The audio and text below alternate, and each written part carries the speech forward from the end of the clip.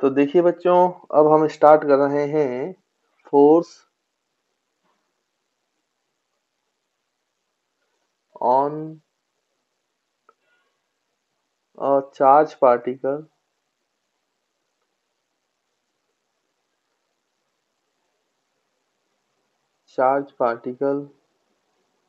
moves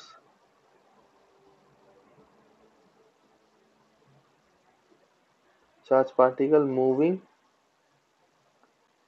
in a magnetic field।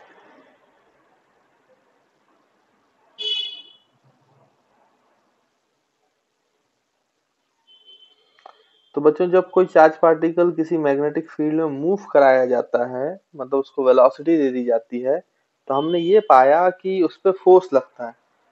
तो ये कौन सा फोर्स लगेगा? क्योंकि जो मैग्नेटिक फील्ड है वो फोर्स लगा रही है, इसलिए हमने बोला कि ये मैग्नेटिक फोर्स है ना। और उसकी क्या वैल्यू होती है वो भी समझते हैं।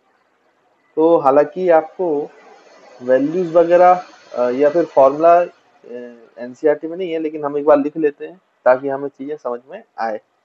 ठीक है। अब फोर्स आप जानते हो वेक्टर क्वांटिटी होता है, तो इसका मैग्नीट्यूड की वैल्यू क्या है और फिर इसकी डायरेक्शन कैसे निकालते हैं वो भी मैं आपको बताता हूँ। ठीक। तो देखिए बच्चों, यहाँ पे आप सबसे पहले तो ये लिख लेंगे कि एक्सपेरिमेंट्स। तो यह भी हमें एक्सपेरिमेंटली पता कि चला है, और स्टेड ने बहुत सारे एक्सपेरिमेंट किए उसमें पता चला है ना। तो हम यहाँ पे लिख सकते हैं कि experiments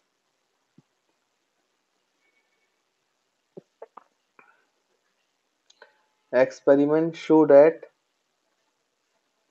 experiment show that if a charged particle if a charged particle moves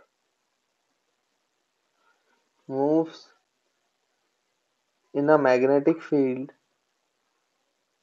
moves in a magnetic field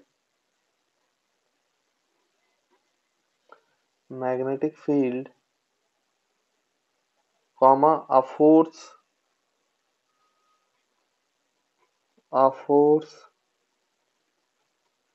is exerted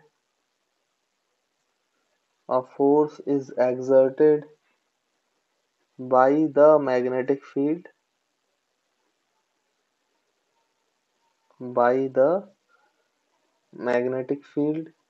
on the charge particle on the charge particle।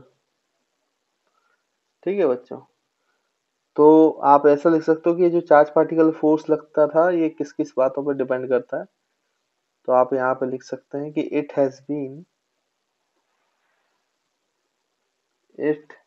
has been found that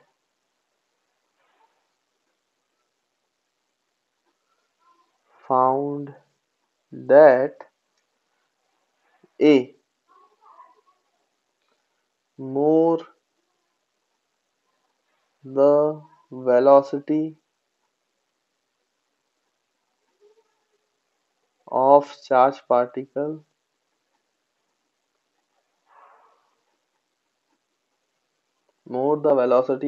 particle more is the force acting on it। तो बच्चों, जितना ज्यादा आप उसको velocity दोगे उतना ही ज्यादा उस पर फोर्स लगेगा, है ना। तो जैसे मान लीजिए कि यहाँ पे इस तरीके से हम डायग्राम बनाते हैं। तो देखो बच्चों, मैं पहले ही बता चुका हूँ, ऐसे जब हम क्रॉस क्रॉस बनाते हैं, क्रॉस क्रॉस, इसका मतलब होता है इस प्लेन से अंदर की तरफ, है ना। आपसे दूर जाता हुआ इनवर्ड नॉर्मल, है ना। ये मैं आपको पहले बता चुका हूँ। अब मान लीजिए कि ये इनवर्ड डायरेक्शन में है और आपने क्या किया बच्चों कि ऐसे चार्ज पार्टिकल को वेलोसिटी दे दी।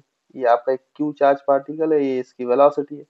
तो इसको जितना तेज रफ्तार से फेंकोगे ना, ये उतना ही तेजी से डिफ्लेक्ट होता है, मुड़ जाता है। मतलब फोर्स उतना ज्यादा लगेगा, है ना बच्चों। फोर्स उतना ही ज्यादा लगेगा जितनी तेजी से आप इसको क्या करोगे भाई, जितनी तेजी से ज्यादा फेंकोगे उसको उतना ही ज्यादा फोर्स लगेगा ना।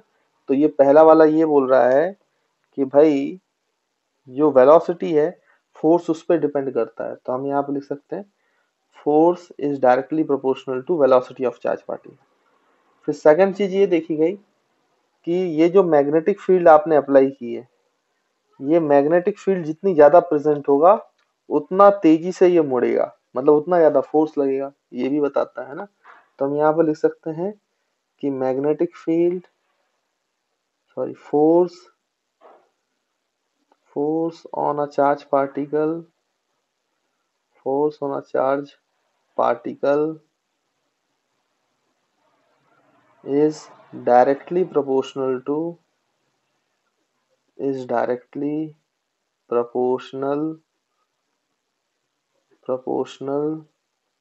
the magnetic field।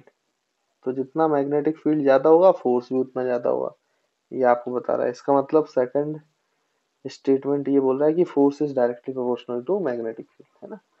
उसके बाद फिर इस पे भी डिपेंड करता है बच्चों, ये चार्ज का वैल्यू जितना ज्यादा होगा उतना ही तेजी से डिफ्लेक्ट करेगा, मतलब उतना ही ज्यादा फोर्स लगेगा।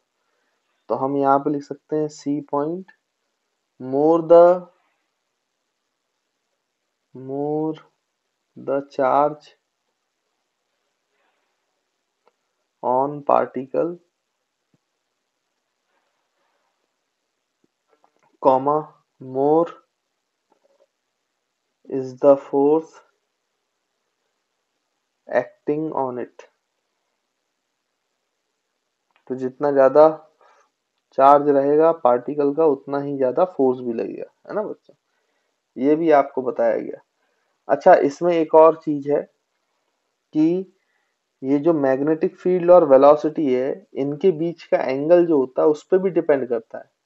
अब एंगल अगर मैग्नेट, जैसे यहाँ पे वेलोसिटी वेक्टर और मैग्नेटिक फील्ड अंदर की तरफ, तो आपको समझ में आ रहा होगा कि वेलोसिटी और जो आपका मैग्नेटिक फील्ड है उसके बीच में 90 डिग्री है, क्योंकि मैग्नेटिक फील्ड ऐसे अंदर की तरफ है भाई, अंदर की तरफ, और वेलोसिटी ऐसे है प्लेन में। तो मैग्नेटिक फील्ड प्लेन से परपेंडिकुलर है तो वेलोसिटी भी परपेंडिकुलर है। तो यहाँ पे 90 है, तो ये पाया गया कि इसमें मैक्सिमम फोर्स लगता है, मतलब फोर्स की वैल्यू मैक्सिमम होती है। और अगर आपने वेलोसिटी ऐसे दे दी चार्ज पार्टिकल को, जैसे मान लीजिए कि अगर यहाँ पर मैं बोलूं कि इस तरीके से मैग्नेटिक फील्ड है राइट की तरफ और आपने वेलोसिटी राइट की तरफ दे दी, तो दोनों के बीच का एंगल जो है वो थीटा जो है वो जीरो हो गया। जीरो हो गया तो ये पाया गया कि ये डिफ्लेक्ट ही नहीं करता, फिर मतलब इस पर फोर्स जीरो है। यानी वेलोसिटी और मैग्नेटिक फील्ड अगर एक ही डायरेक्शन में हो जाते हैं तो फोर्स जो होता है वो जीरो हो जाता है। और अगर उसको परपेंडिकुलर फेंक रहे हो यहाँ पे, तो यहाँ पे देखा गया कि जब थीटा 90 डिग्री होता है तो जो फोर्स है बच्चों आपको वो मैक्सिमम मिल रहा है चार्ज पार्टिकल पे, मैक्सिमम फोर्स। तो मतलब एंगल पे भी डिपेंडेंसी है कि वेलोसिटी और जो है मैग्नेटिक फील्ड के बीच का एंगल क्या है। तो जैसे जैसे ये एंगल बढ़ेगा फोर्स भी बढ़ेगा और 90 पे मैक्सिमम मिलेगा आपको। अच्छा, जीरो पे जीरो और 90 पे मैक्सिमम, ऐसा कौन सा ट्रिग्नोमेट्रिक रेशियो है बच्चों जिसमें जीरो एंगल पर जीरो मिलता हो और 90 पे मैक्सिमम मिलता हो? उसके डायरेक्टली प्रोपोर्शनल होगा ना, यहाँ पर एंगल का ट्रिग्नोमेट्रिक फंक्शन लेना पड़ेगा। तो ऐसा ट्रिग्नोमेट्रिक फंक्शन होता है साइन थीटा, ये आपको पता है। साइन थीटा में जब थीटा जीरो होता है तो साइन थीटा की वैल्यू जीरो होती है, और 90 होता है तो साइन 90 की वैल्यू जो है बच्चों वो मैक्सिमम होती है, डेट इज 1। तो आप यहाँ पे ऐसा लिख सकते हो कि the force acting on charge particle, the force acting on charge particle also depends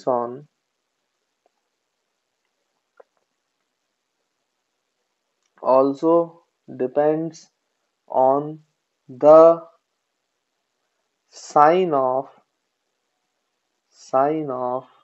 angle between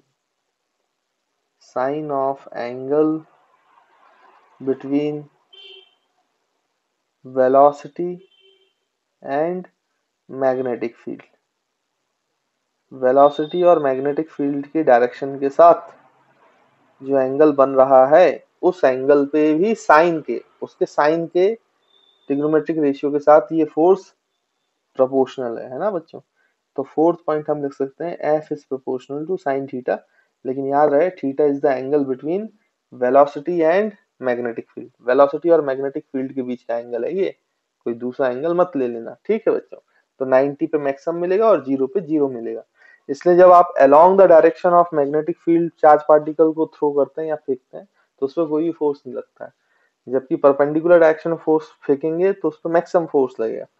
तो ये आपका जो मैग्नीट्यूड ऑफ फोर्स है, जब आप इन सारे फैक्टर्स को कंबाइन करोगे तो ये आपको दिखाई देगा F is equals to Q V, मतलब proportional to Q V B sine theta, where theta is the angle between magnetic field and velocity vector.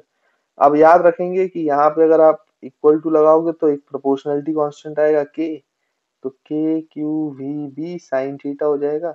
अब बच्चों अगर हम इन एसआई यूनिट्स की बात करें तो इन एसआई यूनिट्स जो ये k है इसकी वैल्यू 1 होती है।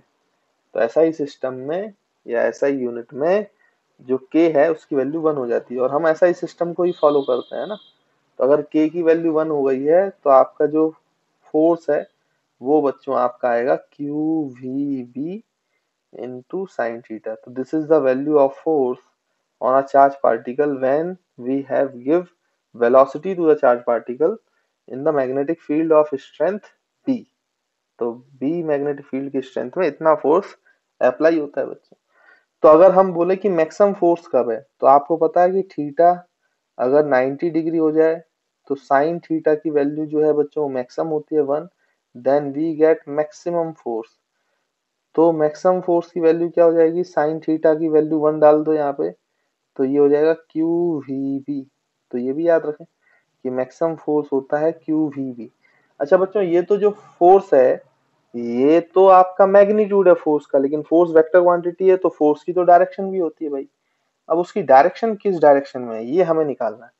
तो डायरेक्शन ऑफ फोर्स जो है वो हमें मिलता है फ्लेमिंग लेफ्ट हैंड रूल से। तो यहाँ पे मैं लिख रहा हूँ, तो आप भी लिखें। फ्लेमिंग मतलब डायरेक्शन ऑफ फोर्स। अब यहाँ पे जैसे मैंने अभी बताया नहीं कि किस डायरेक्शन में फोर्स लग रहा है, वो मैं अब आपको बता रहा हूँ। तो डायरेक्शन ऑफ फोर्स जो है, फोर्स का मैग्नीट्यूड तो आप समझ गए कि ये होता है। तो डायरेक्शन ऑफ फोर्स दिया जाता है Fleming's left hand rule. Fleming's left hand rule है ना बच्चों। तो पहली बात तो लेफ्ट हैंड रूल है, तो आपको याद रखना है कि लेफ्ट हैंड का यूज करना है। अभी तक आप राइट हैंड रूल पढ़ रहे हैं तो राइट हैंड का इस्तेमाल नहीं करना है। देखो ये है लेफ्ट हैंड। अब आप हमेशा इस लेफ्ट हैंड में ये तीनों जो है थंब, फोर फिंगर और मिडिल फिंगर, ये फोर फिंगर होती है बच्चों, ये मिडिल फिंगर होती है और ये थंब होता है, तीनों को mutually perpendicular to each other रखना है। पहली बात, जब भी लेफ्ट हैंड रूल लगाएं तीनों को म्यूचुअली परपेंडिकुलर ईच अदर रखना है। ये देखो ये डायरेक्शन है मिडिल फिंगर, ये है फोर फिंगर, और ये देखो देखो मैंने इस तरीके से लेफ्ट हैंड के तीनों थंब, फोर फिंगर और मिडिल फिंगर को इस तरीके से एडजस्ट किया है कि तीनों mutually perpendicular to each other होनी चाहिए, है ना बच्चों। तो सबसे पहला नियम, जब भी आप लेफ्ट हैंड रूल लगाएं, फ्लेमिंग्स लेफ्ट हैंड रूल, तो इसमें पहली चीज कि आपका जो थंब है, thumb comma four finger and middle finger, ये तीनों जो होनी चाहिए बच्चों ये mutually perpendicular to four finger, thumb and middle finger are mutually perpendicular to each other. तो आपको इनको म्यूचुअली परपेंडिकुलर पूरा लिख लेना बच्चों, मैंने सिंबल बना दिया परपेंडिकुलर टू ईच अदर। तो तीनों जो है वो mutually perpendicular to each other होनी चाहिए, पहली बात। तो देखो ऐसे मैं आपको दिखाते भी चल रहा हूँ, तो ये आपका थंब, ये आपका मिडिल फिंगर, ये आपका फोर फिंगर, तो ये तीनों जो है देखो आप mutually perpendicular to each other है। अब देखो कौन सी चीज क्या बताएगी, जब आपने इसको तीनों mutually perpendicular to each other रख लिया है तो आप ध्यान देंगे कि इसमें जो आपका बच्चों फोर फिंगर है वो एक्चुअली में मैग्नेटिक फील्ड की डायरेक्शन रिप्रेजेंट करेगा। तो याद रखेंगे कि जो फोर फिंगर है फ्लेमिंग लेफ्ट हैंड रूल में वो आपको देगा direction of magnetic field. Four finger की डायरेक्शन में डायरेक्शन ऑफ मैग्नेटिक फील्ड होना चाहिए। या मैग्नेटिक फील्ड की डायरेक्शन में आपको 4 फिंगर रखना है। फिर सेकंड वेलोसिटी ऑफ चार्ज, तो वो कौन सी फिंगर रिप्रेजेंट करेंगी, तो जो मिडिल फिंगर है बच्चों वो आपका रिप्रेजेंट करेगी वेलोसिटी ऑफ चार्ज की डायरेक्शन, है ना। तो हम यहाँ पे लिख सकते हैं कि मिडिल फिंगर रिप्रेजेंट्स द, तो जिस डायरेक्शन में वेलोसिटी है उस डायरेक्शन में आपको मिडिल फिंगर रखना है। तो middle finger represents the velocity of particle, तो वेलोसिटी ऑफ पार्टिकल, जो चार्ज पार्टिकल उसकी डायरेक्शन में। तो जो फोर्स की डायरेक्शन है वो आपका थंब देगा बच्चों। तो जो थंब है, तो थंब जिस डायरेक्शन में आएगा it gives the direction of force, तो थंब जो है वो डायरेक्शन ऑफ फोर्स देगा। याद रखेंगे, फिर से मैं यहाँ पे बताता हूँ आपको लेफ्ट हैंड रूल। तो सबसे पहले फ्लेमिंग्स लेफ्ट हैंड रूल है, तो लेफ्ट हैंड रूल का यूज करो। लेफ्ट हैंड रूल में क्या बोला जा रहा है कि अगर मिडिल 4 फिंगर जो है ये मैग्नेटिक फील्ड की डायरेक्शन देगी, तो मिडिल फिंगर आपकी वेलोसिटी ऑफ चार्ज की डायरेक्शन देगी। तो जो थंब आएगा जिस डायरेक्शन में, वो डायरेक्शन आपकी होगी बच्चों किसकी, वो डायरेक्शन होगी आपकी फोर्स की। तो देखो इस सिचुएशन में देखें, तो इसमें देखो मैग्नेटिक फील्ड अंदर की तरफ है, प्लेन से नीचे, प्लेन से नीचे, प्लेन से अंदर की तरफ, ऐसे प्लेन से अंदर की तरफ है ना। तो मैं अपनी मिडिल फिंगर जो है ये मैग्नेटिक फील्ड देगा, तो इसको मैं प्लेन से अंदर ले जा रहा हूँ। देखो ये प्लेन से अंदर की तरफ हो गई, 4 फिंगर आपकी मैग्नेटिक फील्ड की डायरेक्शन में हो गई। उसके बाद फिर जो आपका ये मिडिल फिंगर है, देखो वेलोसिटी ऊपर की तरफ है, तो आप ऐसे घुमा लो अपने हाथ को, और ये जो वेलोसिटी है ये ऊपर की तरफ ले आओ, ऊपर की तरफ ले आओ। देखो ये 4 फिंगर आपका नीचे की तरफ, क्योंकि मैग्नेटिक फील्ड ये है, 4 फिंगर आपका ऊपर की तरफ। तो देखो थंब, थंब बच्चों देखो लेफ्ट में आ रहा है, लेफ्ट में आ रहा है, मतलब इस पे जो फोर्स की डायरेक्शन लगनी है वो ऐसे लगनी है, ऐसे। This is the direction of force, मतलब ये चार्ज पार्टिकल ऐसे मुड़ जाएगा। देखो समझो आप बच्चों, फिर से बताता हूं। मिडिल फिंगर है मैग्नेटिक फील्ड, सॉरी 4 फिंगर है मैग्नेटिक फील्ड, मिडिल फिंगर है वेलोसिटी और थंब है फोर्स। तो ये आपने एडजस्ट किया, तो जो आपकी 4 फिंगर है वो मैग्नेटिक फील्ड की डायरेक्शन में, मिडिल फिंगर जो है वो वेलोसिटी की डायरेक्शन में, तो थंब देखो लेफ्ट में आ रहा है, मतलब इसमें फोर्स लेफ्ट पे लगेगा। तो आई होप आपको फ्लेमिंग्स लेफ्ट हैंड रूल समझ में आया होगा, और चार्ज पार्टिकल पे लगने वाला जो फोर्स है वो भी क्लियर होगा बच्चों, है ना। तो इसमें कोई दिक्कत नहीं होनी चाहिए, तो इसको जल्दी से आप नोट कर लें। तो देखो बच्चों, फ्लेमिंग्स लेफ्ट हैंड रूल लगाने के लिए मैं एक दो क्वेश्चन और करा रहा हूँ यहाँ पर, तो आपको और अच्छे से समझ में आएगा कि फ्लेमिंग्स लेफ्ट हैंड रूल कैसे अप्लाई करते हैं। फॉर एग्जाम्पल मान लीजिए कि कुछ इस तरीके की स्थिति है कि आपका जो मैग्नेटिक फील्ड है बच्चों, वो लेट सपोज ऐसा है। देखो ये मैग्नेटिक फील्ड यहाँ पे ऐसी है इस डायरेक्शन में, this is the direction of magnetic field. और मान लो अंदर की तरफ चार्ज को वेलोसिटी दे दी है, तो वेलोसिटी इस प्लेन के अंदर की तरफ है, अंदर की तरफ। तो आपको ये बोला गया है कि इस मैग्नेटिक फील्ड में अगर चार्ज की वेलोसिटी अंदर की तरफ है, तो आप बताइए कि डायरेक्शन ऑफ फोर्स क्या है, फोर्स की डायरेक्शन आपको बताना है। तो देखो फ्लेमिंग्स लेफ्ट हैंड रूल रखेंगे, तो सबसे पहली बात तो लेफ्ट हैंड रूल जब भी लगाना है तो तीनों को mutually perpendicular to each other रखो, 4 फिंगर, मिडिल फिंगर और थंब। फिर 4 फिंगर जो है वो मैग्नेटिक फील्ड है, मिडिल फिंगर वेलोसिटी की डायरेक्शन है और 4 फिंगर फोर्स की डायरेक्शन है। तो पहले अपन मिडिल फिंगर और 4 फिंगर को एडजस्ट करो जो हमें गिवन है, मतलब मैग्नेटिक फील्ड और बच्चों वेलोसिटी। तो वेलोसिटी प्लेन से अंदर की तरफ है और मैग्नेटिक फील्ड इंक्लाइन है, तो मैग्नेटिक फील्ड रिप्रेजेंट करता है अपना ये। तो देखो इसको मैं ऐसे ले आया, ये देखो ये मैग्नेटिक फील्ड की डायरेक्शन में हो गया। लेकिन मिडिल फिंगर अभी ऐसा है, मिडिल फिंगर कहाँ होना चाहिए, इस प्लेन के पेपर के अंदर, क्योंकि वेलोसिटी अंदर है। तो लो ये घुमा लिया, तो ये आपकी मैग्नेटिक फील्ड हो गई, ये वेलोसिटी की डायरेक्शन हो गई अंदर की तरफ।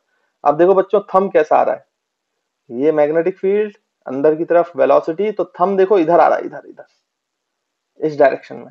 मतलब अगर आप देखें तो ये थंब की डायरेक्शन है, तो इधर इस डायरेक्शन में आ रहा है। लेकिन इतना याद रखना कि जो फोर्स है, क्योंकि ये तीनों mutually perpendicular to each other, तो आप इतना याद रखेंगे कि जो फोर्स की डायरेक्शन होगी वो दोनों के परपेंडिकुलर होती है ना बच्चों। तो फोर्स जो है वो वेलोसिटी के भी परपेंडिकुलर होता है, एंड फोर्स जो है वो मैग्नेटिक फील्ड के ही परपेंडिकुलर होता है। देखो तीनों mutually perpendicular to each other है ना, बोला था।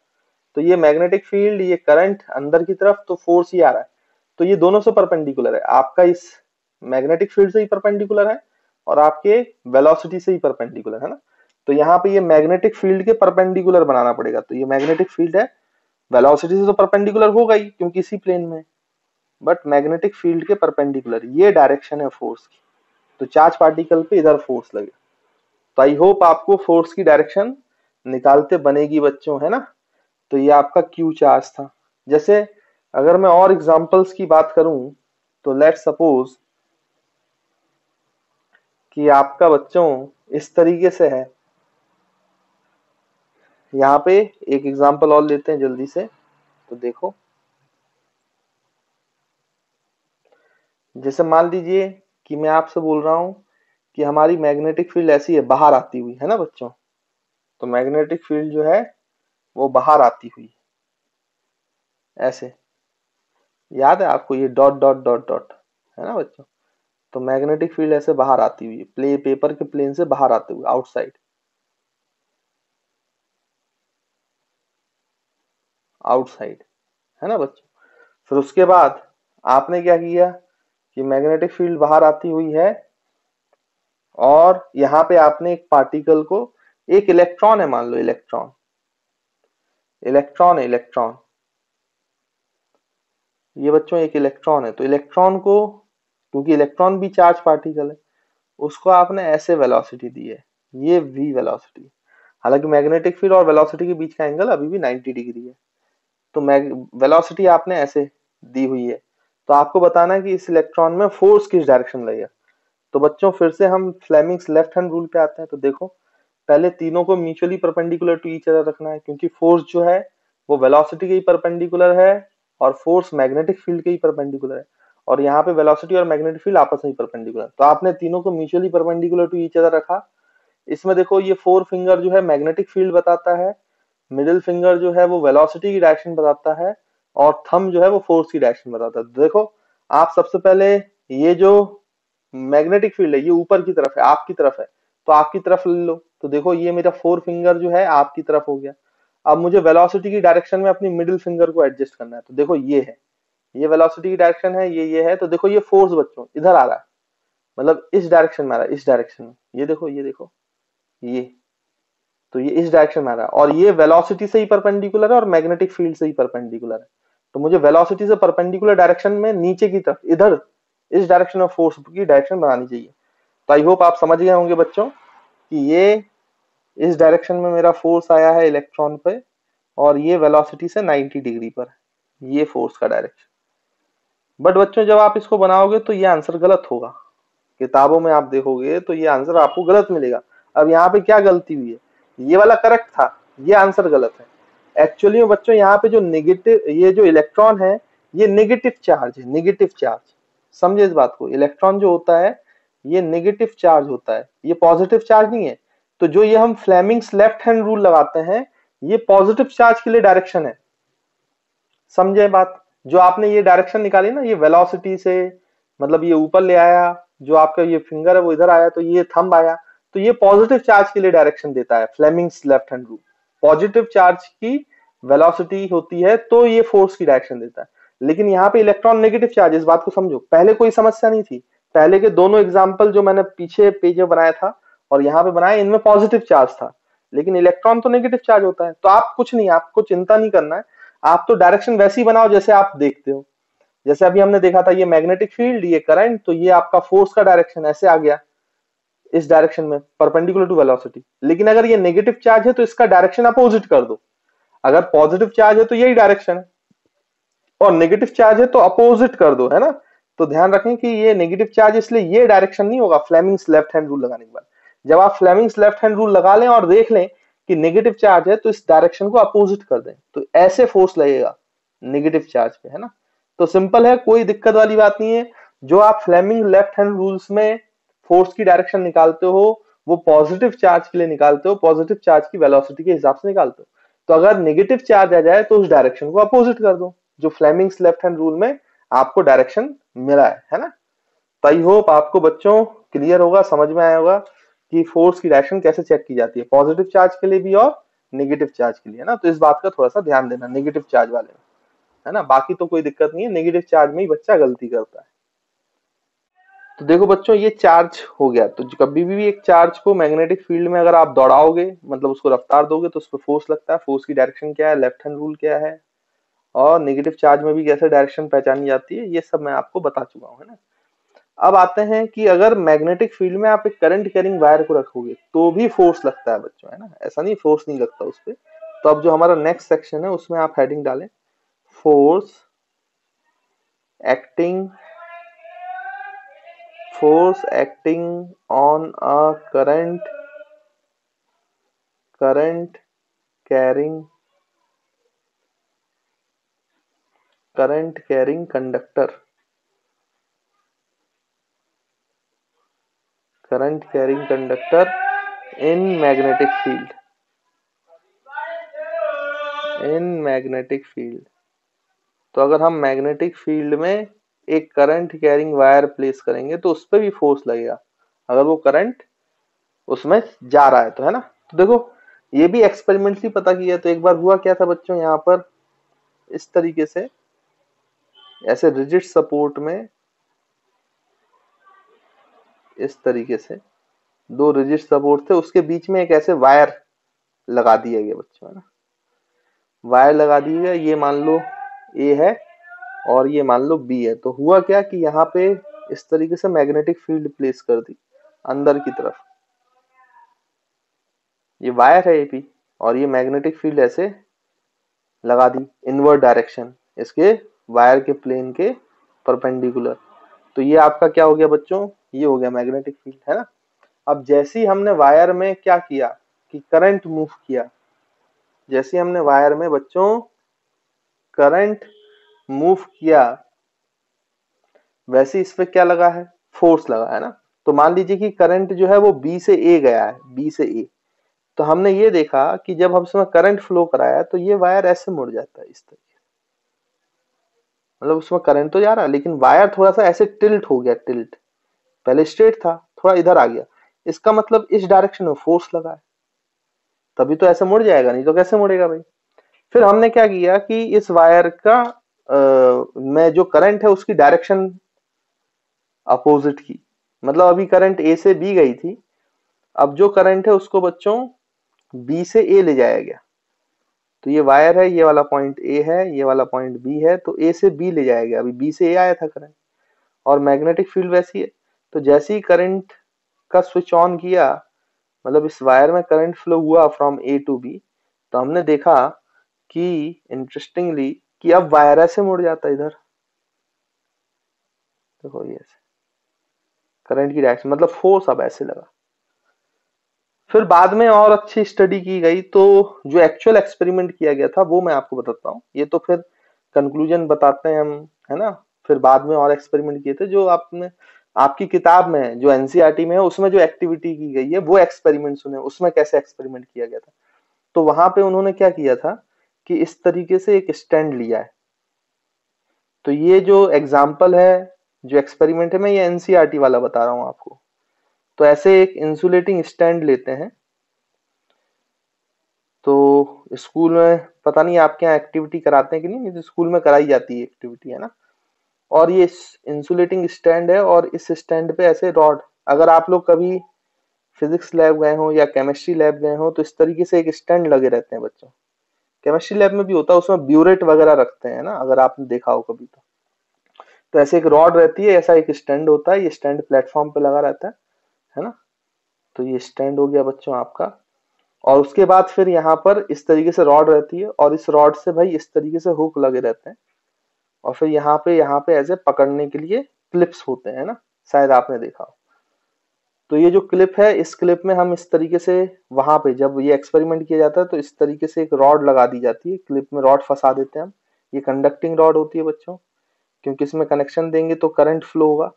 तो इस तरीके से कंडक्टिंग रॉड, और फिर यहाँ पे ऐसे मेटेलिक वायर्स होते हैं, मेटेलिक वायर्स। ये देखो ये हॉरिजॉन्टल प्लेन में, मतलब जिस प्लेन में टेबल पे स्टैंड खड़ा हुआ उस टेबल के प्लेन पे है, समझना इस बात को, 3D में है डायग्राम।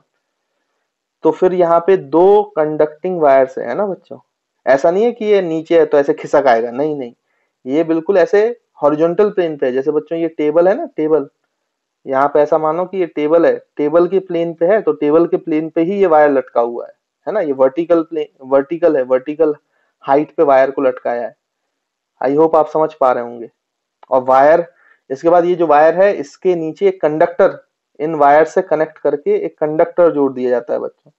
तो ये कंडक्टर भी टेबल पे हॉरिजॉन्टल प्लेन पे रखा हुआ है, मतलब लटका हुआ है, ऐसे हैंग कर देते हैं। तो ये आपका वायर हैंग कर रहा है ना। तो इस वायर को, अब मैं एनसीईआरटी के हिसाब से ही चल रहा हूं, तो इसको P बोल दिया गया है, उस पॉइंट को Q बोल दिया गया है। तो ये PQ जो है ये एक रॉड है हमारी, जिसमें करंट मूव करेगी। ठीक बच्चों, तो आई होप आपको ये डायग्राम क्लियर होगा, सर्किट डायग्राम। फिर उन्होंने क्या करते हैं कि यहाँ से एक सर्किट मतलब कनेक्शन लेके आते हैं, कनेक्टिंग वायर लगते हैं, फिर वो नीचे ऐसे वायर ले जाते हैं और यहाँ पे फिर बैटरी जोड़ देते हैं बच्चों। तो यहाँ पे एक जो बैटरी है, जो डीसी बैटरी होती है, उसको जोड़ देते हैं करंट के लिए। यहाँ पे रेजिस्टेंस लगा देते हैं, यहाँ पे स्विच लगा देते हैं। तो स्विच ऑन करेंगे तो यहाँ पे बच्चों करंट फ्लो करेगा, है ना, और वो P से Q की तरफ करंट फ्लो करेगा। ठीक, तो आई होप आपको अरेंजमेंट समझ में आ रहा होगा।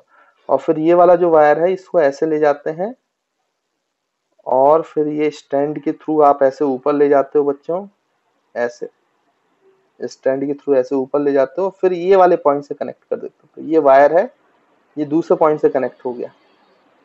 तो यहाँ पे ये नेगेटिव टर्मिनल से ये पॉजिटिव टर्मिनल, तो करंट ऐसे जाएगी, P से Q जाएगी और फिर ऐसे बाहर से वापस बैटरी में आ जाएगी, है ना। तो आई होप आपको डायग्राम क्लियर होगा। थोड़ा 3D डायग्राम है, समझ लो बच्चों इसको, है ना, नहीं तो फिर दिक्कत होती है।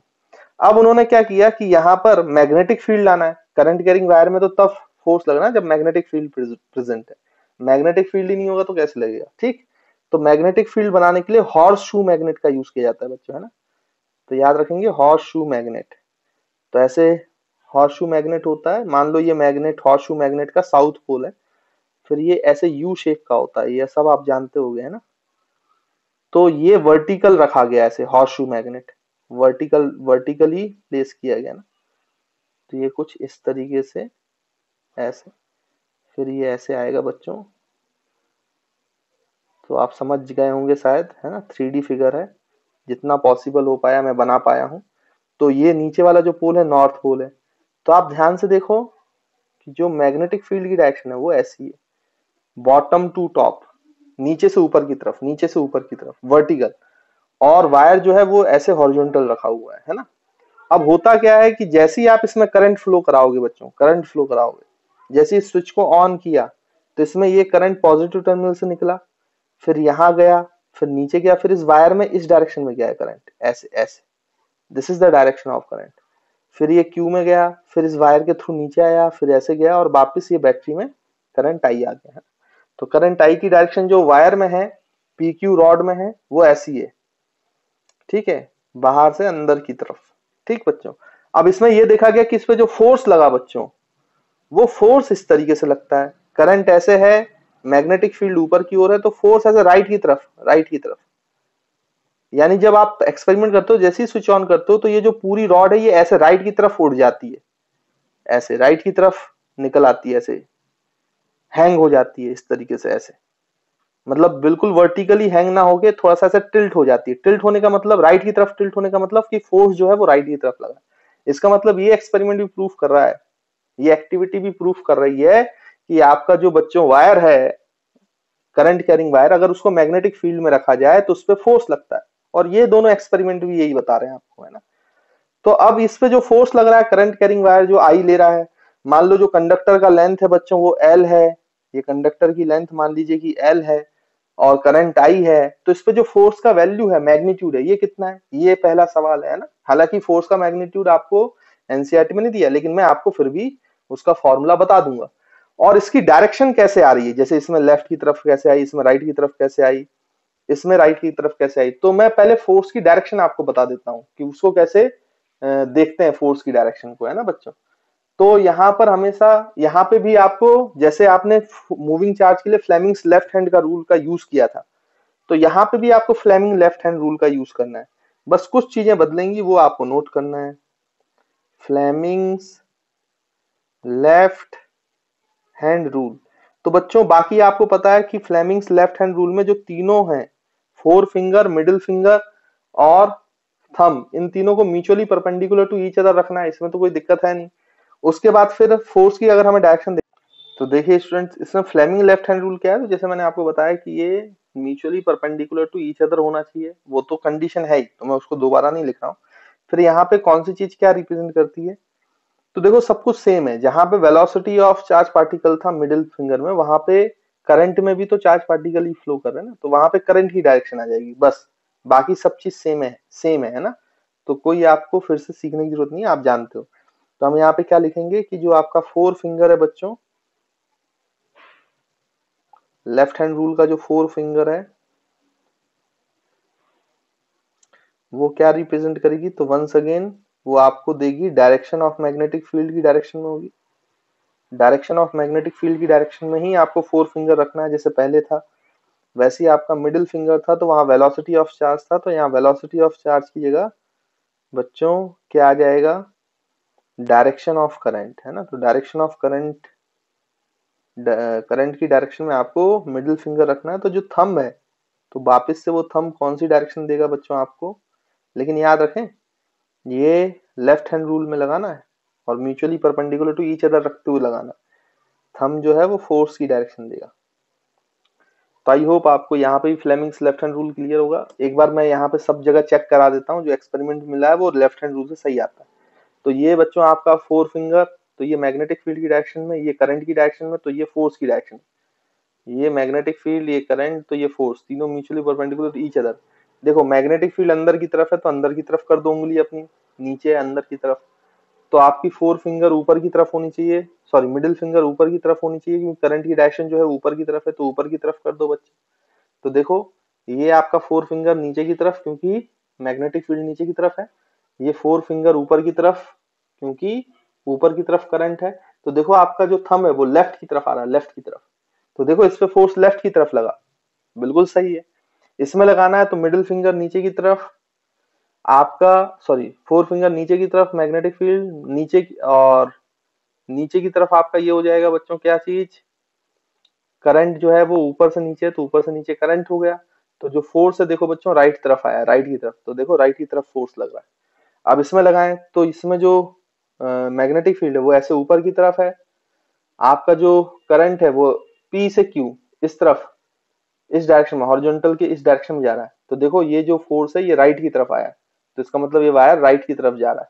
फोर फिंगर ऊपर, मिडिल फिंगर करंट की डायरेक्शन में, तो thumb will give you the direction of force, और वो राइट की तरफ आ रहा है, इसका मतलब इस पे राइट की तरफ लगना था, और एक्सपेरिमेंटली भी लगता भी है।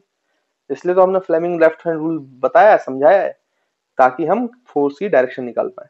तो I hope force on acting on a current carrying conductor में आपको फोर्स की डायरेक्शन समझ में आ गई होगी, कि फोर्स की डायरेक्शन में लेफ्ट हैंड रूल कैसे अप्लाई करते हैं ना। तो बस वेलोसिटी ऑफ चार्ज की जगह डायरेक्शन ऑफ करंट लिया, बाकी थंब फिर से फोर्स की डायरेक्शन ही देगा, और फोर फिंगर जो है वो मैग्नेटिक फील्ड की डायरेक्शन में होना चाहिए।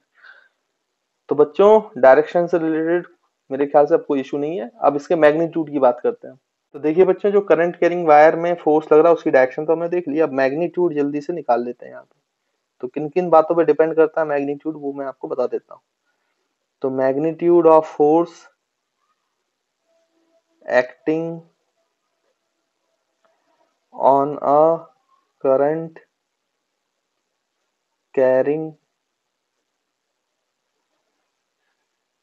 Wire in magnetic field.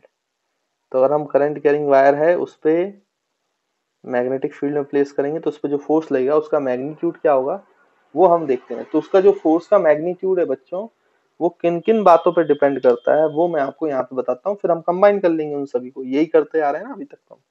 तो हम यहाँ पे लिख सकते हैं कि experiments shows that the A magnitude of force is directly proportional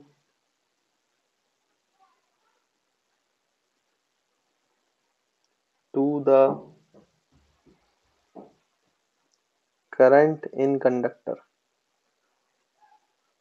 तो आप याद रखेंगे कि जो फोर्स का magnitude it is proportional to current. जो करंट आपने फ्लो कराया है आई, जितना ज्यादा करंट होगा उतना ज्यादा ये फोर्स लगता है, उतना ज्यादा बेंडिंग होगा उसमें, है ना। बी, जो फोर्स है बच्चों, फोर्स इंक्रीजेस, फोर्स इंक्रीज करता है बच्चों, force increases with the increase in with the increase in the length of wire। अगर वायर की लेंथ भी आप इंक्रीज कर दोगे करंट कैरिंग वायर की, तो भी आपका फोर्स इंक्रीज करेगा। मतलब force is proportional to length of the conductor या length of the wire is proportional to L, है ना बच्चों। ये सेकंड फैक्टर हो गया। फिर थर्ड फैक्टर है सी, कि force also increases, force also increases with the increase in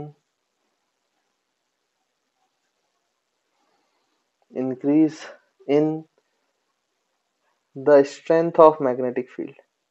तो अगर आप मैग्नेटिक फील्ड को, स्ट्रेंथ ऑफ मैग्नेटिक, तो अगर आप मैग्नेटिक फील्ड को बच्चों इंक्रीज करेंगे तो ऑब्वियस सी बात है फोर्स भी इंक्रीज करेगा। मतलब F is proportional to magnetic field also. तो ये फैक्टर है। इसमें एक चीज और होता है कि करंट की डायरेक्शन और मैग्नेटिक फील्ड के बीच में जो एंगल होता है उस पर भी डिपेंड करता है। जैसे वेलोसिटी और मैग्नेटिक फील्ड में करता था चार्ज पार्टिकल में ना, और वैसे ही करता है जैसे वहां करता था। मतलब जीरो पर अगर करंट कैरिंग वायर और मैग्नेटिक फील्ड, ये करंट कैरिंग वायर जिसमें करंट आ जा रही है और मैग्नेटिक फील्ड अगर सेम डायरेक्शन में कर दिया है, मतलब थीटा जीरो हो जाए, तो जो आपका फोर्स है बच्चों वो जीरो हो जाता है मिनिमम। और अगर करंट कैरिंग वायर जो है वो परपेंडिकुलर रख दिया जाए मैग्नेटिक फील्ड के, तो थीटा 90 हो जाएगा, और 90 हो जाएगा तो जो फोर्स है वो आपको मैक्सिमम मिलता है, मैक्सिमम मैक्सिमम फोर्स लगता है तब। तो फिर से वही बात है कि ये तो साइन थीटा ही ऐसा होता है कि साइन जीरो पे जीरो मिले और साइन 90 पे आपको मैक्सिमम मिले, है ना। तो फिर से यहाँ पे एंगल पे भी डिपेंड करता है। तो हम यहाँ पे लिख सकते हैं डी की फोर्स also depends on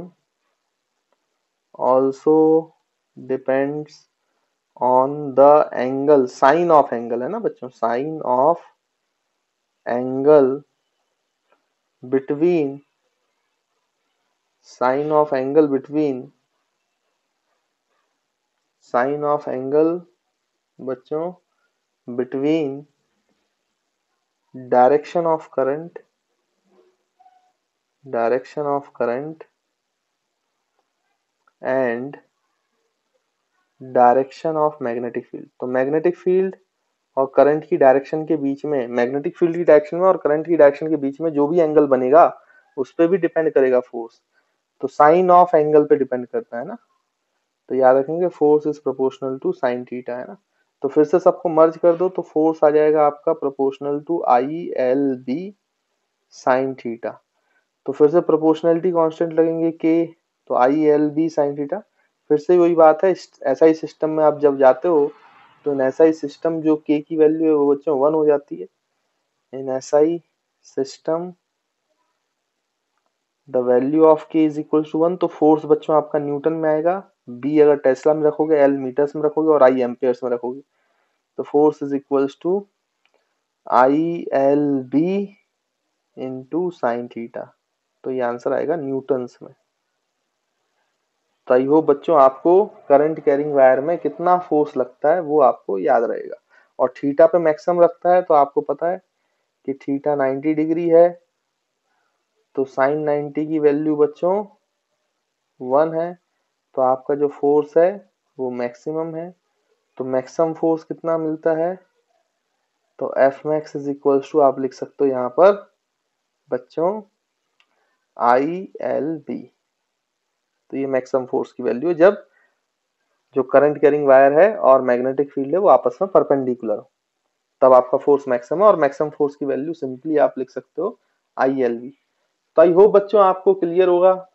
तो मैग्ने जो आपको force on a current carrying wire लगता है जब उसको मैग्नेटिक फील्ड में प्लेस किया जाता है, तो उसका मैग्नीट्यूड ही मैंने आपको बता दिया, और इसके पहले पेज में मैंने आपको उसकी डायरेक्शन निकालना भी सिखा दी। तो मैग्नीट्यूड पूछा जाए तो वो भी बता सकते हो, और डायरेक्शन पूछा जाए तो वो भी बता सकते हो। तो फ्लेमिंग्स लेफ्ट हैंड रूल बड़ा इंपॉर्टेंट है, ये मूविंग चार्ज के लिए और फोर्स होना करंट कैरिंग वायर दोनों के लिए काम आ जाएगा आपके, है ना। तो इसको अच्छे से देख लें, पढ़ लें और प्रैक्टिस कर लें।